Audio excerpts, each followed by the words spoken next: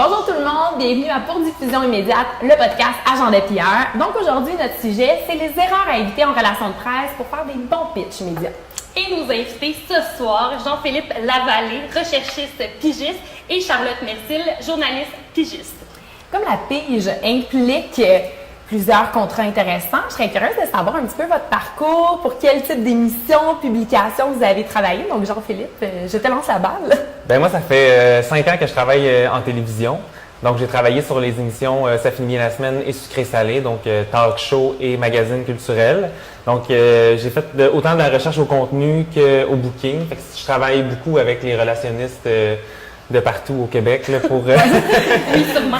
Ouais. Donc l'été particulièrement Sucré-salé, c'est très intense parce que c'est une quotidienne, donc il y a plusieurs invités dans nos émissions. Puis voilà, fait que j'ai appelé à autant faire de la recherche de contenu que de booking. Puis ça fait 5 ans que je suis là-dessus, donc ouais, c'est vraiment ça. Génial! Et toi, Charlotte? Je suis journaliste pigiste depuis vraiment pas longtemps. Ça fait depuis ce printemps, je dirais. Et avant, c'est ça, j'étais relationniste, mais j'ai toujours été dans le milieu de la culture, autant comme relationniste que journaliste à mon compte. Donc là, je fais des piges régulièrement en culture pour des quotidiens, des magazines, surtout pour la presse écrite, notamment pour le journal Métro. On collabore régulièrement. Et Baron Magazine aussi, qui est sur le web. Et quel créneau tu fais à peu près pour le journal Métro? C'est pour la culture, pour le domaine de la culture génial. aussi, là, je les aide de temps en temps. Puis moi, je serais curieuse de savoir, parce que bon, on l'a abordé un peu, vous collaborez, vous voulez, on veut pas, avec des relationnistes à tous les jours. Quel genre de relation vous entretenez avec eux au day-to-day? Bien, je dirais, en ayant travaillé dans ce milieu-là avant de vraiment revenir à ma première passion, ça m'a donné une certaine ouverture, une certaine, je dirais même empathie pour quand je reçois des pitchs. J'ai moins, je sais la quantité de travail qu'il y a derrière ça, de cibler un journaliste, ça demande de la recherche. Donc, souvent, je vais quand même prendre plus le temps là, de créer des relations de qualité avec eux. Je pense qu'on a autant besoin l'un que de l'autre. Là, donc, je pense que c'est une question de confiance mutuelle, puis qu'on peut une relation d'entraide aussi beaucoup. De collaboration là, pour...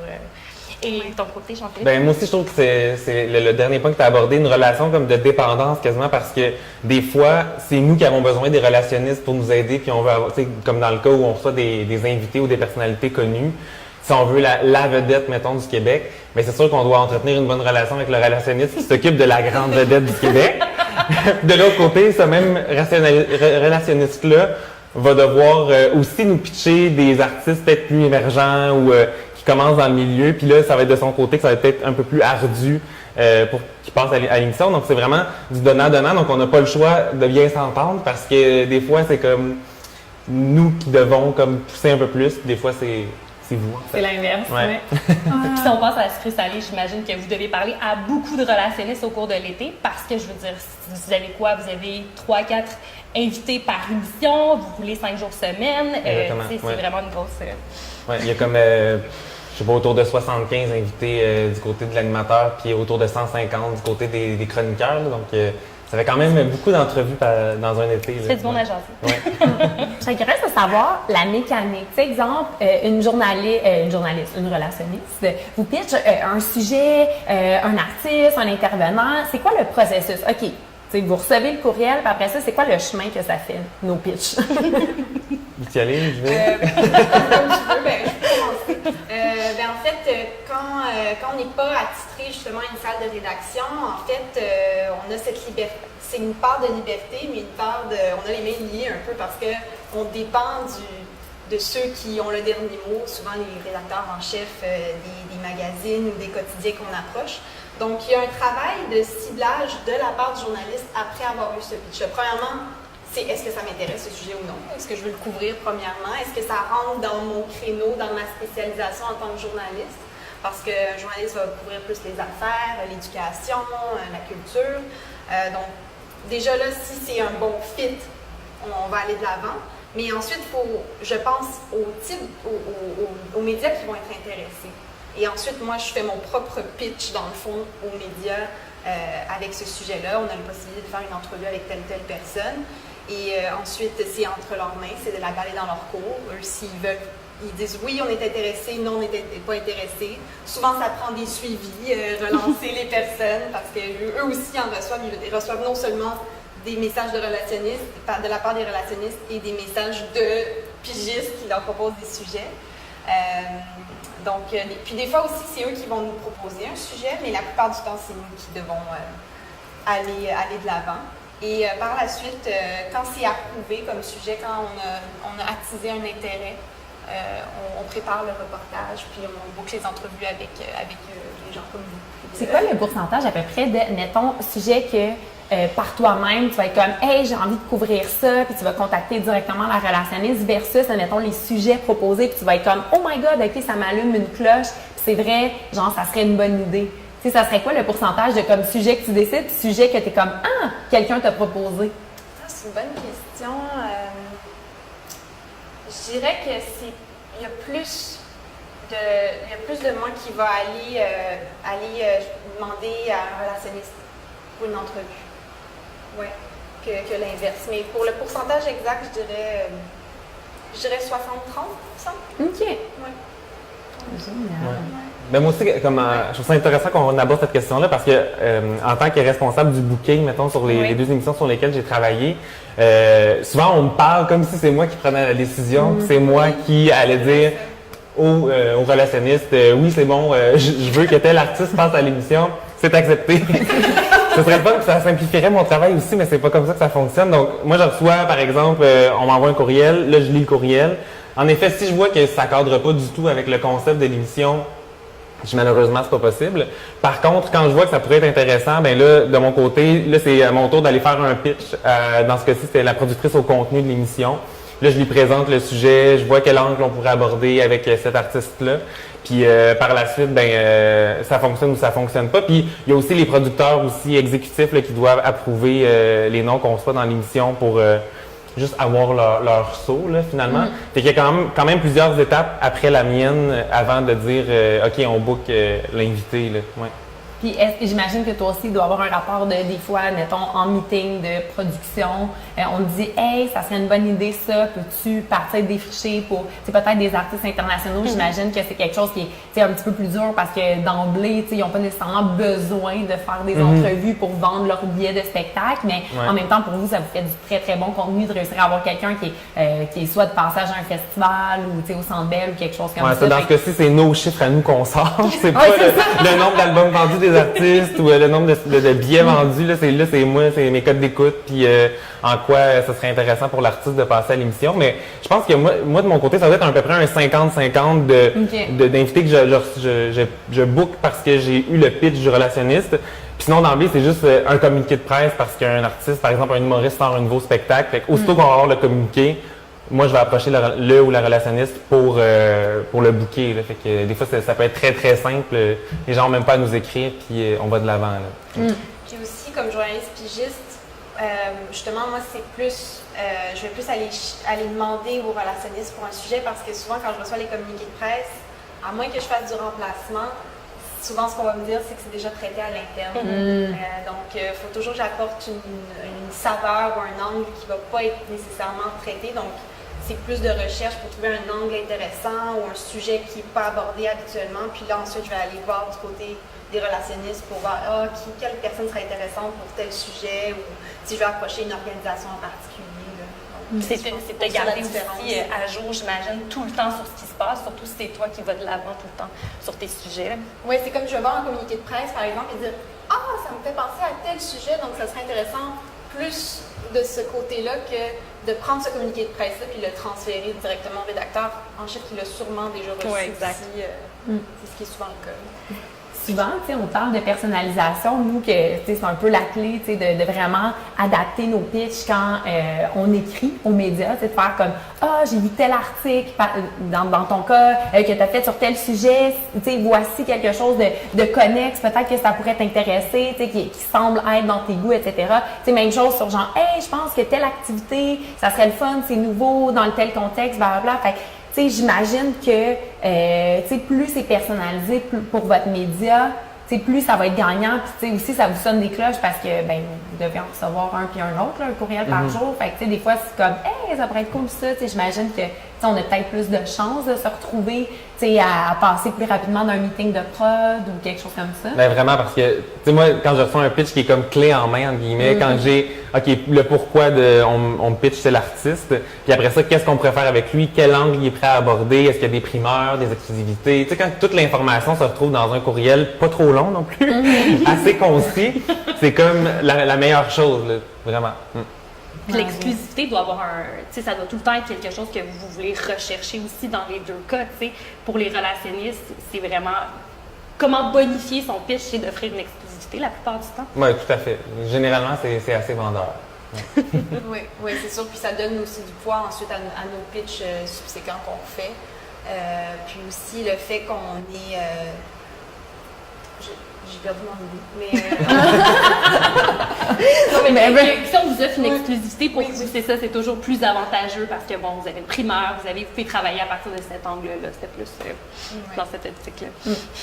C'est quoi le prorata un peu de ce que vous recevez dans vos courriels, admettons? C'est comme vous ouvrez vos courriels, qu'est-ce qui se trouve de relationniste de presse?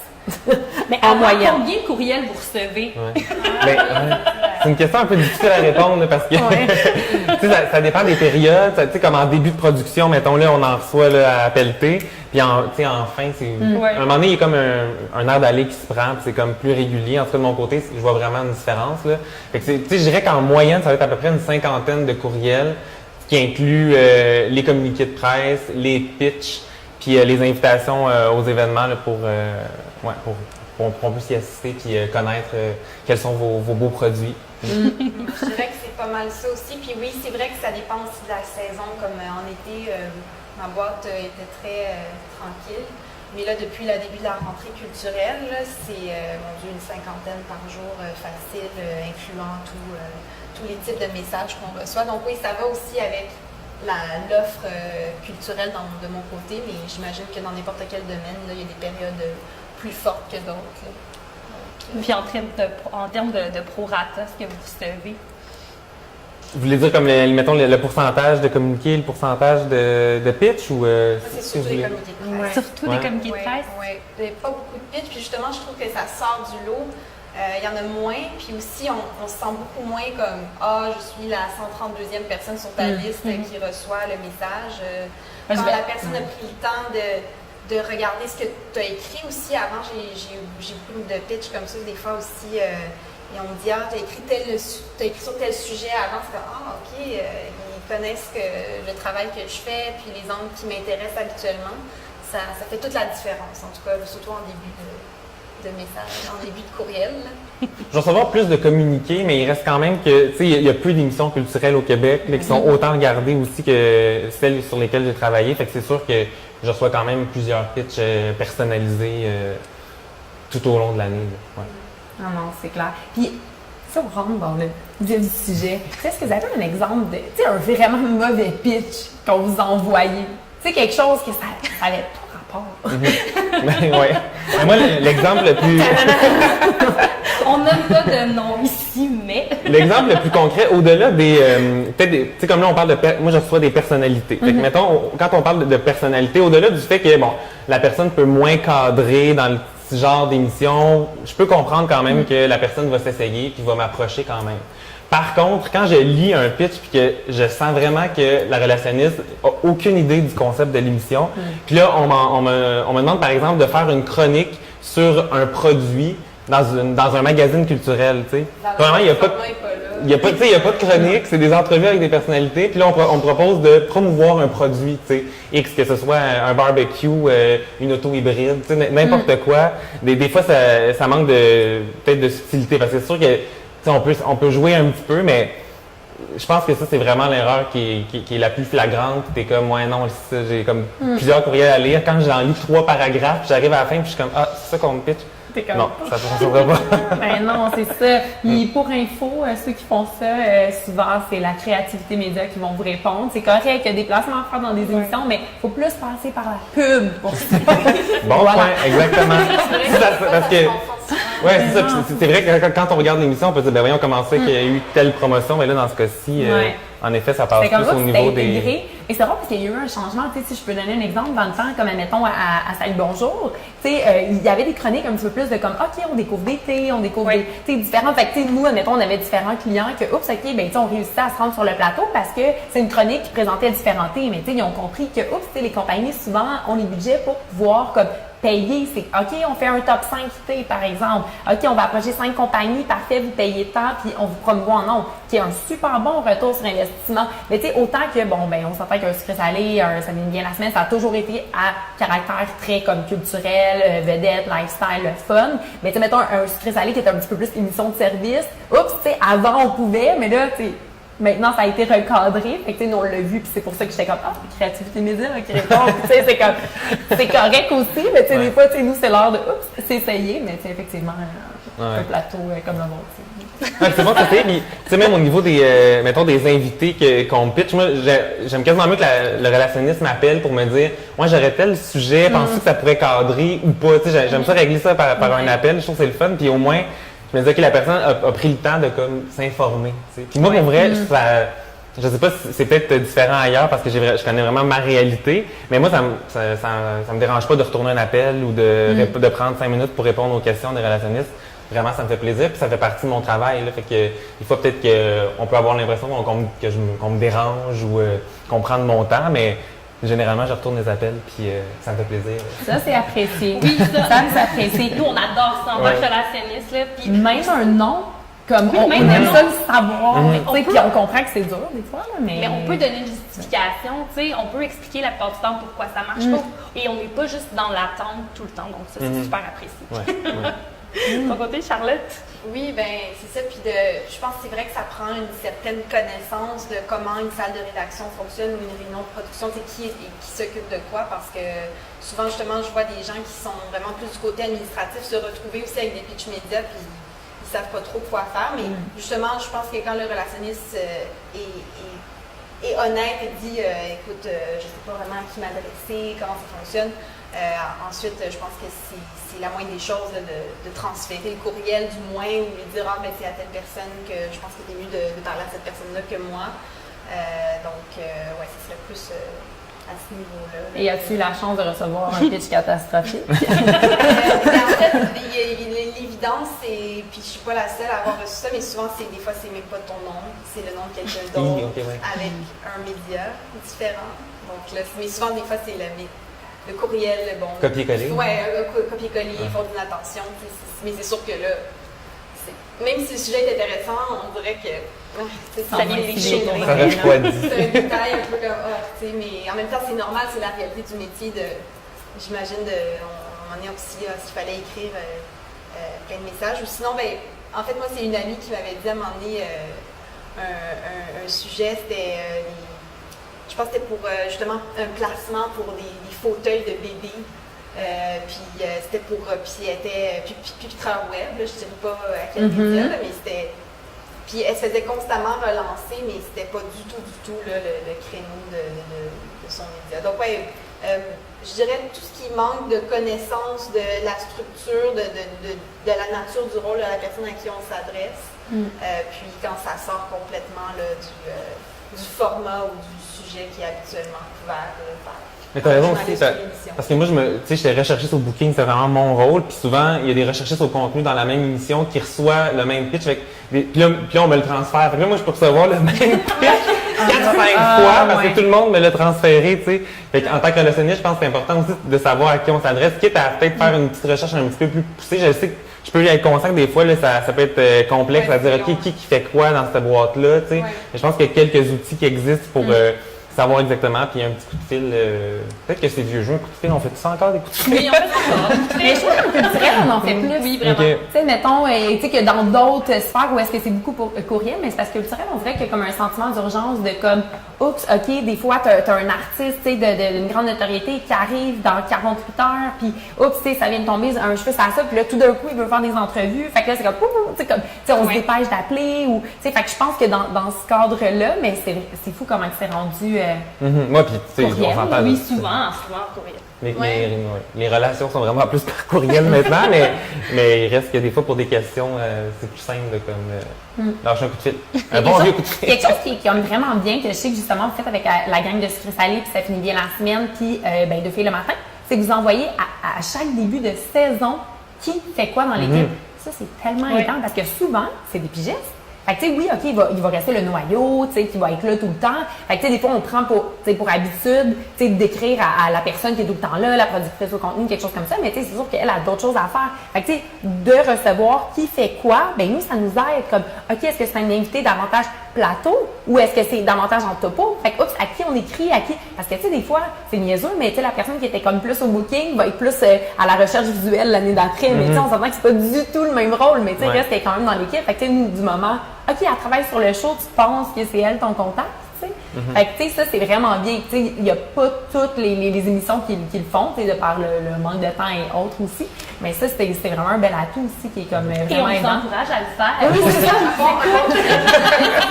Je peux tellement vous comprendre, là. C'est pas énormément de mouvements parce que je me rappelle Exact. aussi quand j'étais relationniste aussi, puis des fois, t'as juste un courriel, tu sais, j'ai un courriel pour telle émission, puis telle boîte. Bon, tu écris à cette personne-là, t'espères, tu sais, donc, puis des fois, c'est ça change au 4 mois, c'est aux saisons, souvent. Ah non, tellement, là. Tu sais, je sais qu'on en profite pour dire qu'il y a un groupe qui s'appelle les relationnistes sur Facebook, il y a un groupe privé, fait que les relationnistes, si vous voulez le joindre, tu sais, il y a des beaux partages, des fois, de contacts, parce que des fois, comme, OK, on reçoit le contact de quelqu'un qui est en poste à la recherche d'une émission ou, tu sais, un nouveau média ou autre, ben, tu sais, oups, on se partage ce genre de coordonnées-là pour après ça, tu sais, pouvoir avoir nos contacts à jour, parce que c'est quand même une belle petite job, là, de tenir sa liste de presse à jour avec les roulements. Oui, ça prend. Puis si on va à l'inverse, peut-être un exemple que vous saluez, que vous faites comme, OK, wow, ça c'était un bon pitch, la façon qu'on me l'a amené est super chouette. Est-ce que vous avez des exemples qui vous viennent en tête? Mais je pense que on l'avait un peu abordé tantôt quand tu parlais du pitch clé en main. Là, Exact. parce que ça allège la tâche énormément. Bon, on fait une entrevue avec telle personne, avec une idée de reportage. J'aime aussi beaucoup quand il y a beaucoup de matériel visuel aussi, audiovisuel. Tu sais, j'aime mieux ça en tout cas surtout parce qu'avec le volume de courriel qu'on a quand c'est rendu comme ça, c'est sûr qu'on n'a pas le temps, même humainement, c'est pas humainement possible de tout lire ça dans une journée.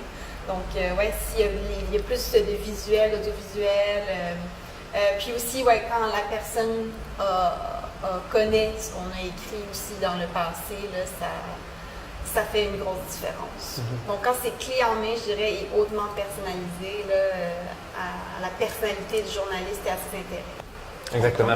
C'est ça. Puis dans mon cas, c'est vraiment le concept de l'émission. Fait que, on sait que c'est des émissions où on va demander aux artistes de faire des petits jeux, de parler peut-être un peu plus de leur vie personnelle. Tu sais, si on dit tel le chanteur est prêt à faire l'entrevue avec son enfant, ben c'est sûr que nous, on va sauter là-dessus, puis c'est sûr que ça va attirer notre attention. Faire des activités peut-être un peu plus contre-emploi. Tu sais, ce qu'on aime, c'est vraiment quand on ressort du lot, parce que les artistes au Québec donnent tellement d'entrevues partout que là, nous, c'est quoi notre couleur, puis qu'est-ce qu'on va amener de plus, puis qu'est-ce qu'on va y faire dire de plus à tel chanteur ou tel humoriste, tu sais. C'est vraiment peut-être de prendre un petit peu plus de temps, puis j'ai aucune idée comment ça fonctionne de votre côté, mais prendre un peu plus de temps avec les artistes pour leur demander, tu sais, de quoi tu es prêt à parler, où tu veux aller, qu'est-ce que tu aimerais faire, tu sais, puis c'est ça. Moi, comme à Sucré Salé sur 17 saisons, le pédalo, on l'a fait. Puis le vélo, c'est Plateau Montréal, on l'a fait. Tu sais, c'est comme, à un moment donné, nous aussi, là, c'est un travail de notre côté. Évidemment, on en fait beaucoup, mais si on a des propositions, c'est sûr que ça aide le pitch, puis ça aide à réaliser finalement le booking au bout du compte. Là. Mais je pense que ça demande énormément de temps, par exemple. On est conscient de ça, donc c'est sûr qu'on ne s'attend pas à ce qu'à chaque fois qu'il y a une possibilité d'entrevue, qu'on ait des façons de faire le reportage de façon originale. Mais moi, honnêtement, je trouve que ce que j'ai vu, c'est souvent plus, on a une liste énorme de gens, de journalistes. on envoie le même communiqué à tout le monde en espérant justement, plus on rejoint de gens, c'est un peu la mentalité que j'ai vue, plus on rejoint de gens, plus on va avoir de réponses positives, alors que moi je pense que de plus en plus, on va, avec surtout qu'il y a moins de journalistes que de relationnistes, t'en prends 10, tu sais, une dizaine, pas plus. Tu fais un message là, hyper personnalisé, tu fais ta recherche et tout, puis tu as vraiment plus de chances, je pense, d'avoir 10 très bons reportages bien placés dans les médias qui vont avoir un impact que de juste envoyer à 500 courriels le même message, puis souvent, ça va même donner de moins bons résultats selon moi. Puis ça joue sur la crédibilité aussi, j'imagine, des relationnistes avec qui vous interagissez à chaque jour. Tu sais, quelqu'un qui fait juste envoyer des communiqués de presse, qui fait pas de pitch personnalisé, c'est sûr que ta relation après, vous le remarquez exactement. Mais est-ce que, tu sais, c'est drôle parce que je pense que à chaque sujet PR ou à chaque conférence, c'est comme c'est la mort du communiqué de presse. Ouais, mais... Vous en pensez quoi? Parce que oui, il y a les pitchs, mais tu sais, ça reste quand même un outil utile. Ben oui, moi je l'ai mentionné au début. Souvent, je vois un communiqué, puis paf, genre je réponds au communiqué pour booker l'artiste sur l'émission. Là. Fait que non, moi je trouve que c'est tout à fait pertinent encore. Là. Quand même, c'est vrai que des fois ça peut peut-être un peu diluer, mais je pense que quand il y a des artistes, peut-être que ça fonctionne mieux pour les artistes vraiment bien établis, puis qui ont un nom déjà au Québec, qui sont bien connus. Je pense que c'est la meilleure façon. C'est pas un mix des deux, tu sais, d'avoir comme oui un communiqué de presse de masse, puis après ça de faire comme genre hey, t'as peut-être vu passer mon communiqué de presse, exact, mais admettons, j'avais pensé, tu sais, il y a un nouveau chalet, tu sais, comme de bonifier, tu sais, en préparant un petit peu d'avance à qui on offre quoi. C'est l'idéal. Peut-être, je sais pas, mais dans mon cas, peut-être que d'attendre quelques jours, justement, voir l'effet du communiqué de presse, c'est sûrement ce que vous faites, mais d'attendre quelques jours, puis après ça, si tu vois que ça marche pas, ben là, tu peux y aller dans un courriel plus personnalisé, mais pour moi, je m'en sers vraiment là. Ouais. Dans ma situation, le communiqué de presse n'est pas mort. Je pense son rôle a changé en tout cas. Parce que le communiqué de presse, maintenant, je l'utilise plus pour rebondir sur un autre sujet. Ça va me garder informée sur ce qui se passe. Parce que je suis contente, c'est comme un fil d'actualité là, qu'on reçoit tout le temps dans notre boîte. Puis aussi, je vais l'utiliser comme référence une fois que le sujet est en cours de rédaction, de préparation. Parce que je trouve qu'on trouve toutes les informations dont on a besoin, surtout le qui, quand, quoi, où. Oui, exact. Des informations, des fois, là, plus spécifiques sur l'artiste, justement, qu'on interviewe. Tu sais, moi, c'est souvent ma base là, quand je prépare une entrevue pour savoir. Mais par contre, c'est vrai que de moins en moins, c'est ça qui va me pousser à couvrir un sujet. Ça va être beaucoup plus le pitch média, justement, qui l'accompagne souvent. Donc, souvent, ce qui arrive, c'est qu'on reçoit un communiqué, puis ensuite, on reçoit un pitch plus ciblé, plus personnalisé. Puis ça, je pense que c'est de combiner les deux, là, ça donne beaucoup plus d'impact. Génial! Est-ce que vous auriez quelque chose qu'on n'aurait pas abordé aujourd'hui que vous aimeriez dire, soit sur votre quotidien, soit un conseil aux relationnistes de presse, ou... J'aime pas ça. Faut le préparer, travail de recherche. Un vrai recherchiste avec ce soir. J'avais pris mes notes, mais moi je pense que c'est comme bon pour tous les milieux de travail, mais il reste que la relation doit être courtoise entre les relationnistes et les recherchistes.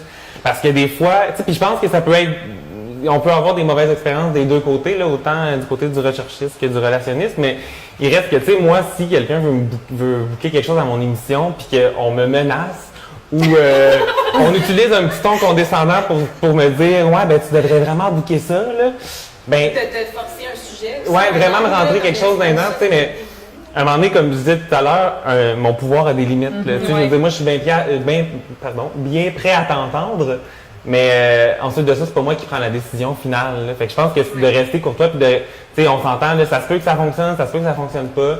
Puis après ça, une même boîte de relations de presse peut avoir plusieurs invités. Puis ça se peut qu'on en boucle un, puis ça se peut qu'on boucle pas l'autre. Tu sais, malheureusement, c'est pas nécessairement une question d'échange de ce côté-là. Ouais, puis que la méfiance se dissipe de plus en plus, je pense. Moi, le mot d'ordre, c'est vraiment aimez-vous les uns les autres. Oui, c'est ça. Je trouve qu'on a beaucoup tendance à dire les méchants, ben pas les méchants, mais les relationnistes, ils veulent tromper l'information. Puis les journalistes, tu sais, il y a comme des préjugés encore qui subsistent, en tout cas dans d'autres domaines que d'autres. Je pense surtout en politique, justement, c'est très, ça joue, c'est la reine où ça joue le plus fort, là, je pense. En culture, on est chanceux, là, je pense qu'on est dans un des domaines où il y a des relations les plus courtoises, justement. C'est une relation d'entraide, hein, oui, aussi, c'est ça, ça. faut pas oublier. Puis je pense que c'est ça, c'est pas comme they're out to get us. Je sais pas comment dire en français, mais je pense que les deux, on essaye de faciliter le travail de l'autre. Ouais. Puis juste en être conscient, ça va vraiment faciliter nos relations. Puis créer des reportages plus intéressants. Juste parce que dans les deux cas, on est dans la vente. Dans les deux cas, surtout pour nous, parce que nous, on essaie de vendre des sujets on n'a pas le dernier mot. C'est pour ça, je pense qu'il y a une part de compréhension là, qu'on peut avoir entre nous, puis qui va faciliter le travail. Faire de la vente mielleuse.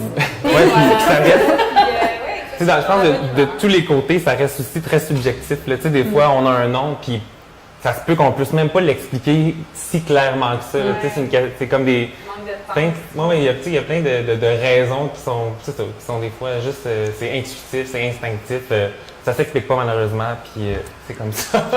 Je sais que c'est plate en bas, mais c'est ça pareil.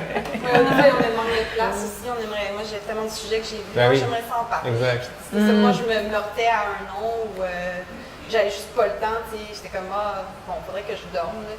Moi, c'est bon, je peux pas écrire Mais sur tout. ça. La contrainte, il y a aussi l'espace et le nombre d'émissions. Ouais, c'est ça, puis- là, Qui Ouais. diminue dans les médias.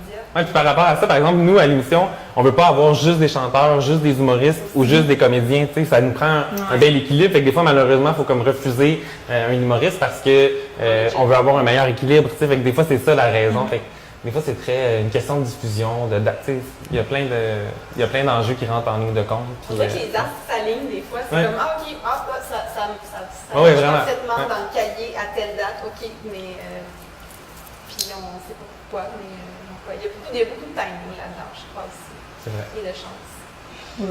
Mais merci à vous Merci deux à vous d'avoir deux. été des nôtres. fini. J'espère que ces trucs seront utiles pour les gens qui nous écoutent. On rappelle, Charlotte, merci d'avoir été avec nous. Jean-Philippe Lavallée aussi. Ça me fait plaisir. Et nous, on se revoit bientôt. Bonne soirée.